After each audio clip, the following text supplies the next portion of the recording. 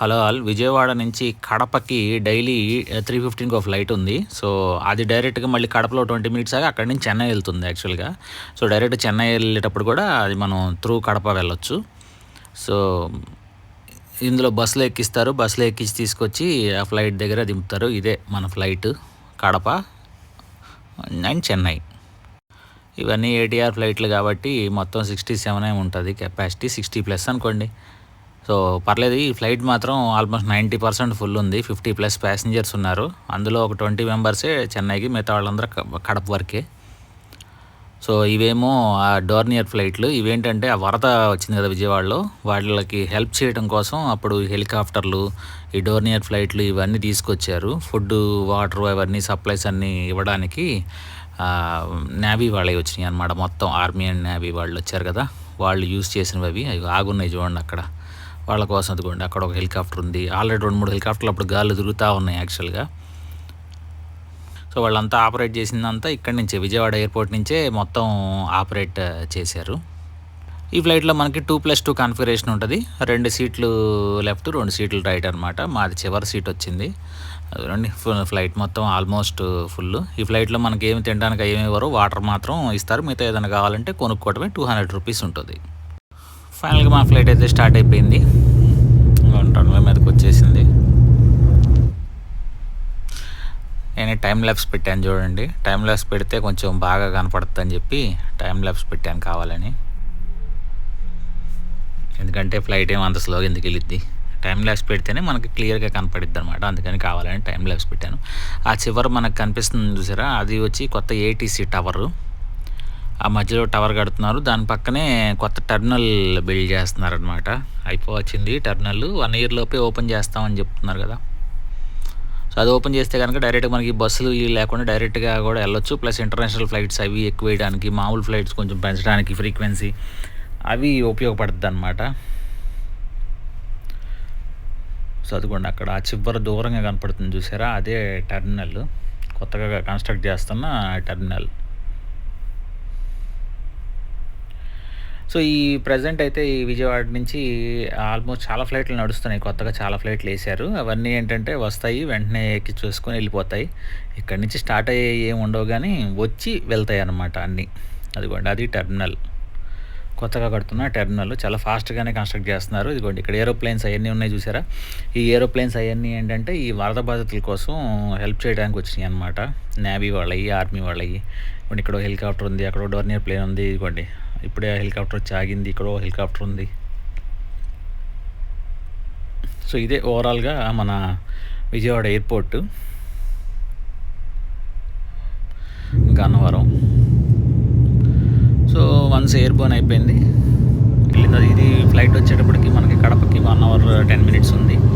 So ఒకసారి మేఘాలు పైకి వెళ్తారు చూడండి ఎలా ఉందో. మేఘాలు బాగుంది కదా సీనరీ.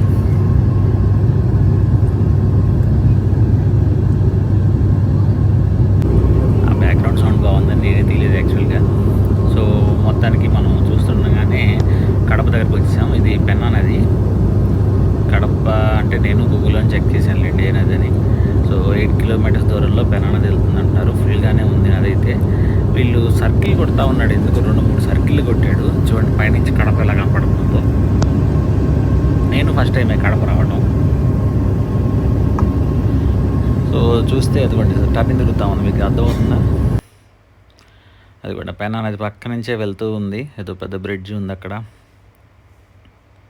బాగుంది చూడటానికైతే. కడప మాత్రం ఎర్రకొండ దిబ్బలు, తర్వాత ఏమో పెన్నా నది ఓ పక్కన ఫుల్గా ఉంది నది అయితే.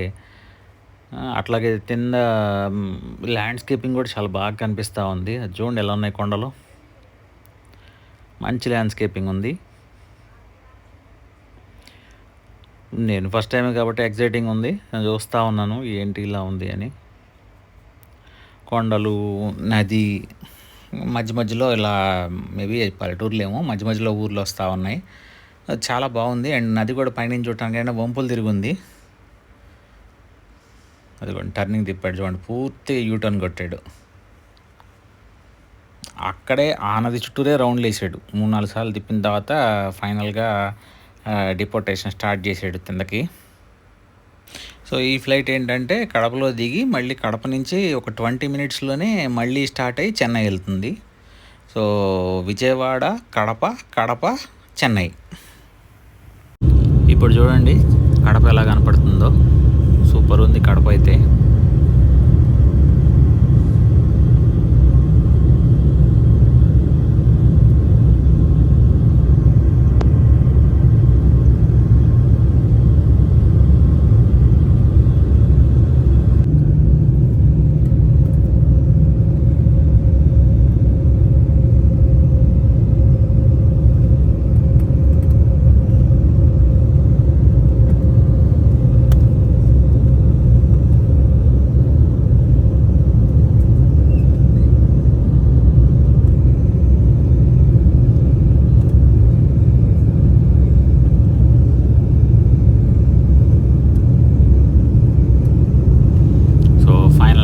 కడప ఎయిర్పోర్ట్లో ల్యాండ్ అయింది.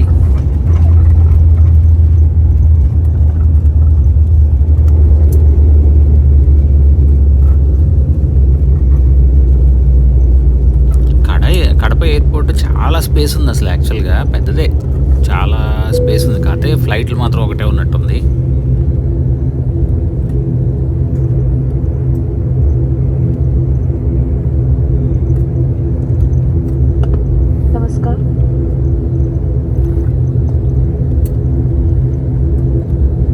हड़प्पा में आपका स्वागत है। हमें खुशी है कि हम आपके लिए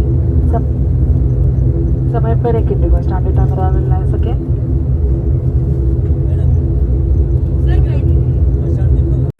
సో ఫైనల్గా కడప వచ్చేసాం. అదిగోండి అప్పుడే బస్సు అయితే రెడీగా ఉంది. బస్సు దిగడానికి బ్రిడ్జ్, ఎందుకంటే ఇక్కడ 20 మినిట్స్ స్టాప్ మాత్రమే ఉంది.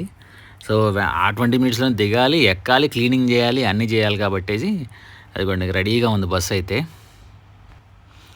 అదిగోండి వచ్చేసింది, అదిగోండి కనపడుతుంది చూడండి, వెల్కమ్ టు కడప.